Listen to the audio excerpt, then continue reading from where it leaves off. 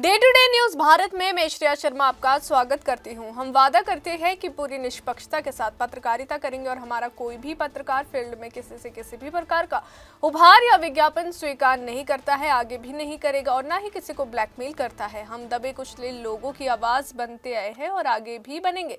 साथ ही हम ऐसी कोई खबर नहीं दिखाएंगे जिससे हमारी भोली भाली जनता मूर्ख बने या उन्हें किसी भी प्रकार का कोई धोखा मिले।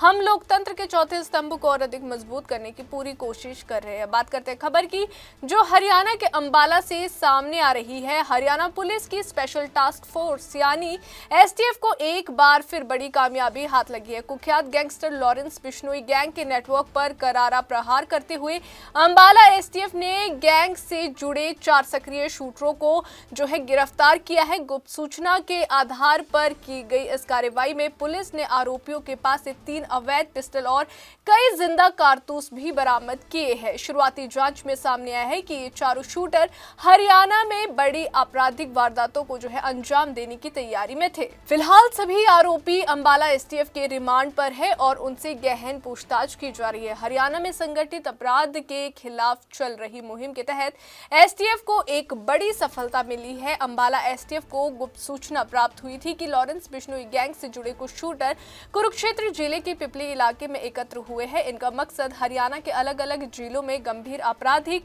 वारदातों को अंजाम देना था। सूचना को गंभीरता से लेते हुए एसटीएफ ने तुरंत अपनी टीमों को अलर्ट किया और पूरे इलाके में निगरानी बढ़ा दी। जैसे ही ये पुष्टि हुई कि संदिग्ध जीटी रोड की ओर बढ़ रहे हैं, अंबाला एसटीएफ ने उमरी चौक के पास रणनीति के तहत जो है ट्रैप बिछाया और एसटीएफ टीम ने पूरी सतर्कता के साथ जो है कार्रवाई करते हुए चारों आरोपियों को मौके पर ही घेर लिया और बिना किसी नुकसान के उन्हें गिरफ्तार कर लिया। वहीं आपको ये जानकारी दे दें कि तलाशी के दौरान आरोपियों के कब्जे से 3 अवैध पिस्टल और 7 जिंदा कारतूस बरामद किए गए।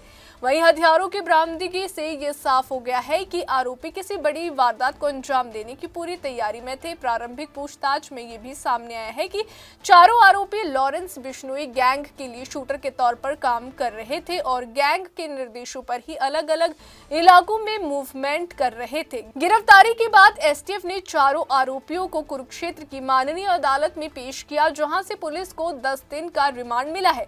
वहीं एसटीएफ अधिकारियों का कहना है कि रिमांड के दौरान आरोपियों से गैंग के नेटवर्क, हथियारों की सप्लाई और संभावित टारगेट्स को लेकर पूछताछ की जाएगी। पुलिस को उम्मीद है कि इस पूछताछ के जरिए न सिर्फ और अवैध हथियार बरामद हो सकते हैं बल्कि लॉरेंस बिश्नोई गैंग के अन्य सदस्यों और उनके स्थानीय संपर्कों का भी खुलासा हो सकता है।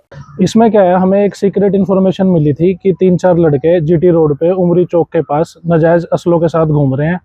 तो उस सीक्रेट इन्फॉर्मेशन में काम करते हुए हमने रेडिंग पार्टी तैयार करी और रेडिंग पार्टी 2 तैयार करी हमने दोनों साइड से, कुरुक्षेत्र साइड से भी और करनाल साइड से भी। तो रेडिंग पार्टी तैयार करके रेड की गई और 4 व्यक्तियों को वहाँ हमने काबू किया। काबू करके उन 4 व्यक्तियों से पूछताछ करी, जिसमें से 2 महेंद्रगढ़ के, एक बहरोड राजस्थान का और एक कुरुक्षेत्र का मिला। ठीक है, फिर उनमें से हमने 3 असले बरामद करे हैं और 7 जिंदा रोंड बरामद करे थे। 3 असलों में से एक 9 का था, एक 30 का था, एक 32 का था।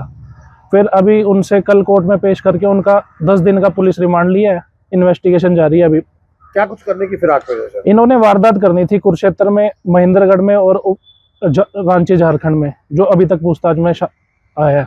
कौन से गैंग से संबंधित? ये लॉरेंस गैंग से संबंधित है। अभी सर और भी पूछताछ की जा रही है, क्या उम्मीद है एसटीएफ को? अभी उम्मीद है कि और भी असले बरामद हो सकते हैं। तो सुना अपने सब इंस्पेक्टर सौरभ ने कहा, पुलिस के अनुसार गिरफ्तार आरोपियों की पहचान जो है गगन, जयंत, नरेश और साहिल के रूप में हुई है। सभी आरोपी पहले भी आपराधिक गतिविधियों में शामिल रह चुके हैं और लॉरेंस बिश्नोई गैंग के लिए सक्रिय रूप से काम कर रहे थे।